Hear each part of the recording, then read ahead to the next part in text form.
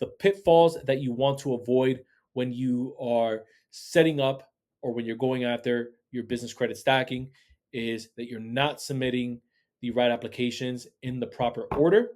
The next pitfall that I see is you're applying or you're applying with in property setup businesses.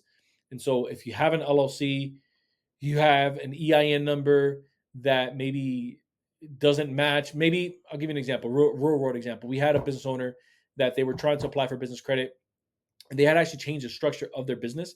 And so they went from a single member to a multi-member LLC. They made some actual structural changes inside of their LLC that required them to get a new EIN. They were still applying with the old EIN, even though that new EIN had been issued.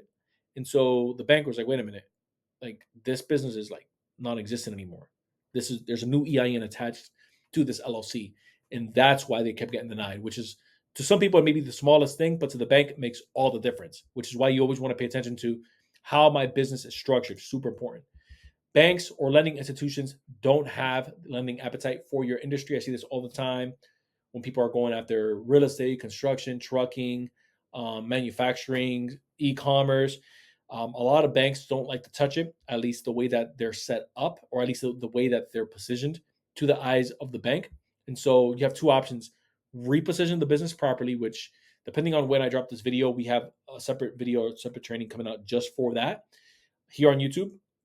Or the second way that you can do it is just find a different bank that truly wants to deal with your line of work or your business. And so never hurts to go in, sit down. I tell my clients this all the time. Whether you're working with our business bankers that we have vetted inside of our program, inside of our network, or when you are going out to meet with the business banker, flat out ask them, what type of businesses do you guys is mainly composed in your lending portfolio? That's huge to know. Because if I see that they are real estate, construction, trucking, this is my home. If I see that it's consulting, education, and health, may not be the place for me, regardless of what I'm seeing online. Because again, no two businesses are alike. So just because somebody else got approved for it doesn't mean your business is going to get approved for it. Sometimes you're always one or two questions away from seeing if it's going to be worth your time or not, because your time as a business owner is valuable. Applying for too many credit lines too quickly, so this is known as shotgunning applications. You want to space them out properly. Remember the cadence, 30 to right around a 60-day cadence per funding round. Next is submitting mismatching information on multiple credit applications. Banks are going to red flag that all day. So if my name is Urban Pena and I am a junior and I leave the junior out on the applications, and Social Security office has me as junior, the DMV office has me as junior, my state records, my birth certificate has me as junior, and I leave off junior on the application, that'll get me flagged. If I am a business owner and I am on the operating agreement, but I'm not on the articles of organization for whatever reason, and I go to present that to the bank, they say, wait a minute, there's mismatching information here. Are you or are you not an owner? Yeah, I'm on the operating agreement. Well, you're not on the articles of organization. Okay, let's go update that right now with the state. Next up, second to last, is filling out the credit application information incorrectly. Wherever you see, and we have a full training on this, I'll probably pin it in this video, but wherever you see questions on the credit application, you want to see what it is that you're filling out. You have the personal part of the business credit application, and then you have the business part of the business credit application.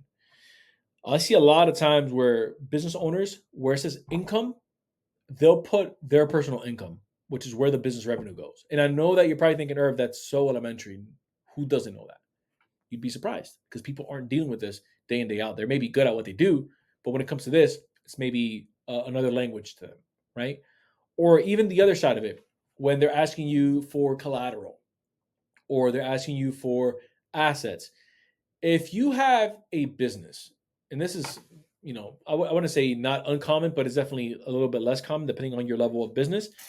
And you're maybe trying to go for like a corporate guarantee, or you're trying to kind of like cross-pollinate your businesses. You want to be really careful with that, because I'll see where a business owner, they have real estate that they try to put up as collateral, but the LLC, I'm sorry, or the real estate is inside of another entity. And sometimes when you try to cross-pollinate that and you don't actually tell the bank what it is that you're doing, they're going to look it up on county, or they're going to look it up wherever that transaction occurred, and they're going to see, wait a minute, it's attached to another entity, or it's attached to another company. So if you don't let them know ahead of time what it is that you're doing, one, you'll get denied altogether, or two, they just may say, wait a minute, this is a fraudulent application. And so if you're trying to use maybe an asset, and there's a certain way you want to set it up, but if you're trying to use an asset from another business, or from another corporation, let them know, hey, look, I own these assets on this column. These are the titles. These are the deeds. I'm part owner in that business, and we want to see if we can use that as collateral moving into maybe this business. Again, that's more of that's a bit more higher level. That right there is more of a corporate guarantee versus just a personal guarantee. But it is a game that you can start venturing into as you start to scale. And then lastly, applying with a weak or thin credit profile.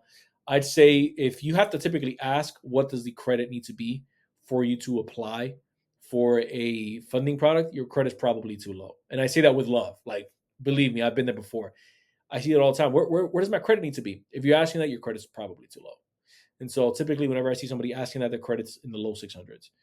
If it's anything less than 680, less than 3 accounts on your credit profile, primary accounts, not AUs, authorized users, primary accounts, and you have, I'd say, with the average account of being less than 3K, then it is a weak, thin profile. You want it to be well above 3 accounts. You want the age to be well above 3 years, like the rules of three. Above 3 years, above three primary accounts, and above 3K on average for all of your accounts. That's typically when you want to start venturing into personally guaranteeing on behalf of your business. Anything prior to that, I would highly recommend keep building out your personal credit first before you try to maybe business credit stack, because that's when you start getting those weak limits like $1,000, $2,000. That's gone like this in business.